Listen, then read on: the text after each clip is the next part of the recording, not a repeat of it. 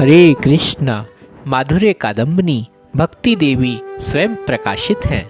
तस्य भागवत इद तद्रूपया भक्तेवी स्वयं प्रकाशित सिद्ध हतमेव वा हेतु नापादुच्छेदता तदावी। अर्थात सर्वशक्तिमान भगवान की भांति उनकी सर्वस्वरूपिणी भक्ति भी स्वयं प्रकाश है। उसकी प्रकाशता की सिद्धि के लिए और किसी कारण की अपेक्षा नहीं होती। श्रीमद् भागवत में भी कहा गया, यतो भक्ति हृदयोध्यजे अहेतुकी प्रहिति हता इत्यादि। अर्थात अध्यज भक्ति बिना भी किसी कारण की ही स्वयं उदित हुआ करती है।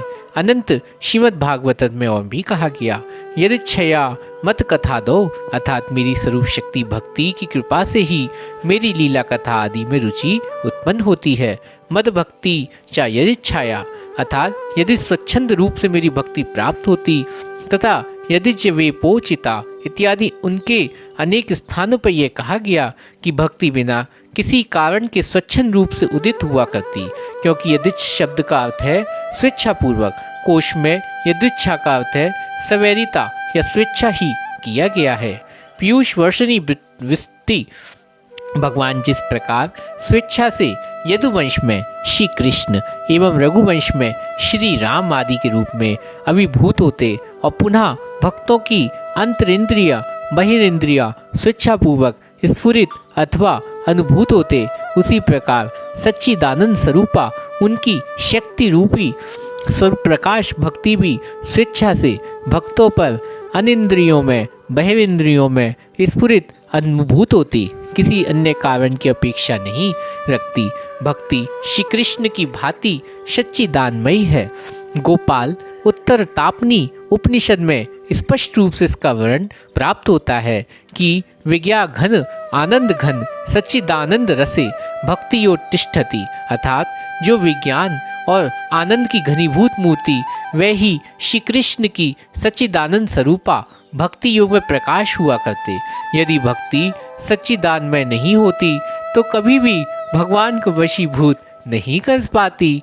यहाँ प्रश्न हो सकता है कि यदि भक्ति जड़ प्रतियोगी स्वप्रकाश लक्षणा सच्चिदानमयी है तो साधक को जड़ इंद्रियों के आदि में वह कैसे अभिभूत होती।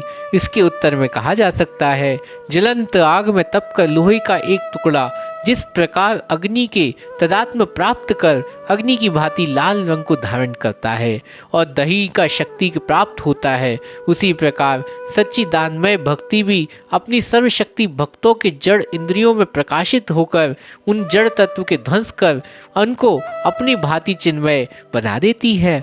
परब्रह्म भगवान श्री कृष्ण सच्चित आनंद स्वरूप और सत अंश संदनी चित अंश संवित और आनंद अंश हलादनी ये तीन शक्तियां प्रकाशित होती। जैसे सत चित आनंद इन तीनों में एक दूसरे की दो शक्तियां पृथक नहीं किया जा सकता, उसी प्रकार तीन शक्तियों में किसी एक को दूसरी दो शक्तियों से अलग नहीं किया जा सकता। जहाँ भी स्वरूप शक्ति का प्रकाश होता वहाँ पर सांदनी संवित हलिदनी तीनों के साथ एक साथ विकास होता। चित्त शक्तु परब्रह्म भगवान स्वयं प्रकाश, उनकी चित्त शक्ति भी स्वयं प्रकाश तथा चित्त शक्ति वृत्ति भी स्वयं प्रकाश।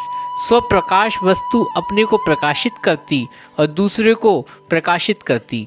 जैसे सूर्य उदित होकर अपने को प्रकाशित करता और विश्व की दूसरी समस्त वस्तुओं को प्रकाशित करता। चित्त शक्ति की स्वप्रकाश लक्षण युक्त जिस वृत्ति विशेष द्वारा परब्रह्म अपने स्वरूप और स्वरूप शक्ति की परिणतियों को विशेष रूप से प्रकाशित करते या अभिभूत कराते, उस वृत्ति विशेष विशुद्ध सत्व कहते। विशुद्ध सत्व साधनी संवित और हलादनी ये तीनों शक्तियां एक साथ रहते हुए भी प्रत्येक शक्ति की अभिव्यक्ति का परित्याग और सब जगह एक समान नहीं रहता। कहीं कहीं वे तीन रूप से व्यक्त होती है, कहीं एक ही प्रधान अभिव्यक्ति होती। इस प्रकार जहाँ हलादनी शक्ति प्रधानता होती उसे हलादनी प्रधान शुद्ध सत्व और हलादनी प्रधान स्वरूप शक्ति कहा जाता है। हलादनी शक्ति राधा रानी जी को कहा जाता है। शास्त्रों में उसे गुह विद्या अर्थात गुप्त विद्या भी कहा गया है। गुप्त विद्या की दो वृत्तियां हैं, एक भक्ति दूसरी भक्ति की प्रवर्तक। इस गुह अर्थात गुप्त विद्या के द्वारा प्रेम भक्ति प्रकाशित होती है, जो राधा और कृष्ण की बीच में मिलन में होती है। और अतः भक्ति स्वरूपता हलादनी स्वयं राधा रानी प्रधान शक्ति स्वरूपनी विशेष दृष्टि है, जो भक्ति में सम्मिलित है, जो स्वप्रकाश चिदस्तु है, उसे प्रकाशित करने के लिए अन्य किसी कारणों की अपेक्षा भी नहीं रहती। श्रीमद् भागवत में अनेक स्थलों में भक्ति को अहेतुकी और स्वेच्छा से स्वयं प्रकाशित होने वाली वर्ण किया गया। इसीलिए श्री राधा रानी जी को साक्षात भक्ति के उनके गुण स्वरूप बताया गया है कि भक्ति उन्हीं का ही अंग है, उन्हीं का ही प्रकाश है, और वही श्री कृष्ण से हमारा मिलन होवाती हैं, और वही प्रेम की साक्षात्कार स्वरूप है। मनुष्य मात्र के लिए भगवान अध्योजक श्री चरणों में अहेतुकी भक्ति को परम धर्म कहा गया। वह हेतुकी अर्थात बिना किसी कारण के उदित होने वाली निमाद गति से अर्थात बिना किसी बाधा के उदित होती है। भक्ति को जगत जिसी प्राणी के हृदय में उदय होना है तो उसके लिए कोई भी कारण भी नहीं चाहिए, और जो प्रारब्ध के हिसाब से वे उदित जरूर हो जाएंगी, और उनकी कृपा से वह साधक भगवान को अवश्य ही प्राप्त कर लेता है।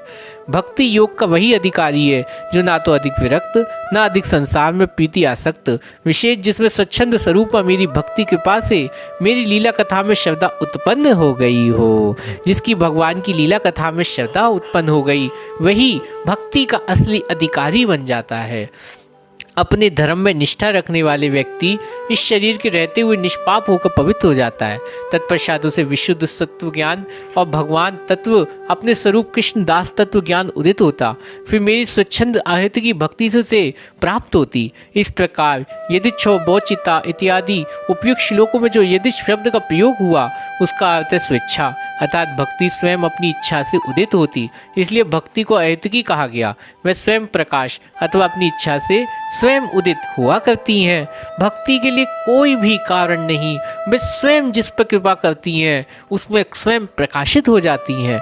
शील जीव गोस्वामी ने प्रति संदर्भ में अनुच्छेद में कहा, भक्ति रेवन नयति भक्ति रेवन दश्यति भक्ति वश पुरुष भक्ति रे भूयसी इति भूषूयते तस्माद् विविष्यते न च भवयन्तं स्नादेन मादयति सा किम लक्षण स्यात् इति न ताम संख्ययम्। अर्थात भक्ति जीव को स्वामी ने उनका अनुच्छेद करते हुए कहा कि भक्ति नैनों में, भक्ति हृदय में कहीं भी भक्ति प्रकाशित होकर सभी अंगों को तत्व कर देती है। भक्ति भक्त के भगवान के निकट ले जाती है, भक्ति भक्त को भगवान का दर्शन करा देती है, भक्ति भगवान के वशीभूत कर देती है, और भक्ति भगवान भक्ति के वशीभूत है, इसलिए भक्ति भगवान की प्राप्ति का प्रधान साधन है। और आनंद से यहाँ पे विचरणीय जो भक्ति भगवान को अपने आनंद में उन्मत्त करा देती है, उस भक्ति का लक्षण क्या है उसी को कह रहे हैं। सांख्यवादी सिद्धांत के अनुसार भक्ति को कभी भी प्राकृत सत्वमायिक आनंद रूप नहीं कहा जा सकता, क्योंकि वह श्रुति में देखा जाता है कि स्वतः तृप्त भगवान माया गुण में कभी भी आसक्त नहीं होते। पुनः निर्विशेषवादियों की भांति भक्ति को भगवत स्वरूपानंद भी नहीं कहा जा सकता, क्योंकि भगवान अपने स्वरूप आनंद की अपेक्षा भक्ति आनंद की अधिक आकांक्षा किया करते हैं। फिर भी भक्ति जीव की स्वरूप आनंद भूता भी नहीं, क्योंकि जीवानंद अनंत तुच्छ है, जब भगवान को वशीभूत नहीं कर सकता। इसलिए सर्वशक्तिमान भगवान केवल उन्हीं स्वरूपा हलादनी अर्थात श्री राधा रानी सांधनी संवित ये तीनों शक्तियों नित्य विराजमान रहती हैं। अर्थात हलादनी शक्ति में ही सांधनी और संवित भी नित्य विराजमान रहती हैं, और यही भक्ति के गुण हैं। और भगवान गुण वर्जित तुम में हलादकारी सात्विकी तापकारी तामसिक मिश्र राजसिक भाव नहीं है।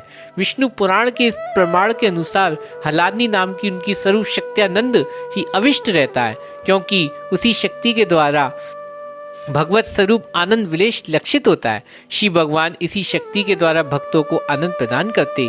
तत्पश्चात वही हलादनी शक्ति सदैव भगवान में विराजमान रहती, इसलिए उनके द्वारा उसकी आनंददायित्वता सर्वभव पर नहीं हो सकती। इस संशय का दूर करने के लिए कह रहे हैं, श्रुताद अन्यथा अनुपति आसंगति अर्थात पति प्रमाण सिद्ध में जो सुना जाता है अथच वह हुआ नहीं, अन्यथा की अनुपत्ति अन्यथा अनुपत्ति अर्थपति प्रमाण सिद्ध है। जिस प्रकार देवदत्त दिन में भोजन नहीं करता किंतु वह हष्टपुष्ट है, अर्थात पति प्रमाण के द्वारा अनुमान होता है कि रात्रि में भोजन करता है, इसी प्रकार आदि शक्ति बिना कोई भी भगवान को आनंद नहीं दे सकता, अर्थात राधा रानी जी के बिना भगवान को आनंद प्राप्त नहीं कोई दे सकता है। हलादनी द्वारा जो आनंद वे नहीं पा सकते उसे पा रहे हैं तो वह हलादनी शक्ति श्री राधा रानी जी की कृपा प्रसाद का ही फल है।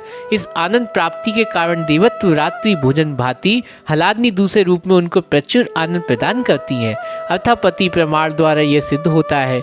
इसलिए हलादनी ही सर्वानंद शायनी निवृत्ति भक्त वृंद में निक्षिप्त होकर वही भगवान की प्रीति कहलाती और भगवान भी उसी प्रीति के भक्त को हृदय में अनुभव कर भक्तों प्रति भाजन हुआ करते हैं। हरे कृष्णा।